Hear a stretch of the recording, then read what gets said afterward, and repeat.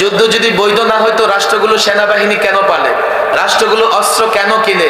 আর যে রাষ্ট্রের হাতে যত অত্যাধুনিক অস্ত্র সে তত বেশি মাতাব্বরি কি করে করে?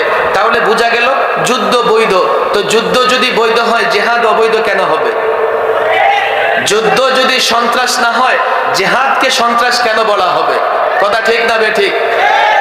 তারা বলবে কি হুজুর তো আপনারা যুদ্ধ বলেন জিহাদ কেন বলেন? বুঝবার চেষ্টা করো। আপনারা যুদ্ধ শব্দ ব্যবহার করলেই তো হয়, জিহাদ শব্দ ব্যবহার করে ছেড়ে দেন, আপনাদের জঙ্গি বলবে না। দেখো তোমরা গত 16 বছরে যে স্লোগান দিতে পারোনি, কলেজ ইউনিভার্সিটির ছেলেরা সেই স্লোগান দেখিয়ে দিয়েছে। কি সেটা? পা চাটলে সঙ্গী আর না চাটলে জঙ্গি।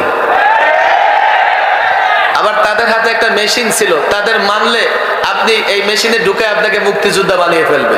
যুদ্ধ যদি বৈধ না হয়তো রাষ্ট্রগুলো সেনাবাহিনী কেন পালে, রাষ্ট্রগুলো অস্ত্র কেন কিনে? আর যে রাষ্ট্রের হাতে যত অত্যাধুনিক অস্ত্র সে তত বেশি মাতাব্বরি কি করে করে? তাহলে বোঝা গেল যুদ্ধ বৈধ। তো যুদ্ধ যদি বৈধ হয় জিহাদ অবৈধ কেন হবে?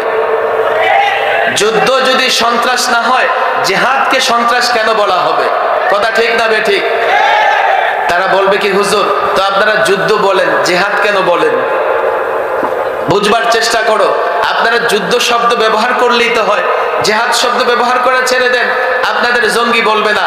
দেখো তোমরা গত 16 বছরে যে স্লোগান দিতে পারোনি, কলেজ ইউনিভার্সিটির ছেলেরা সেই স্লোগান দেখিয়ে দিয়েছে। কি সেটা? পা চাটলে সঙ্গী আর না চাটলে জঙ্গি। আবার তাদের হাতে একটা মেশিন ছিল, তাদের মানলে আপনি এই মেশিনে ঢুকে আপনাকে মুক্তিযোদ্ধা বানিয়ে ফেলবে।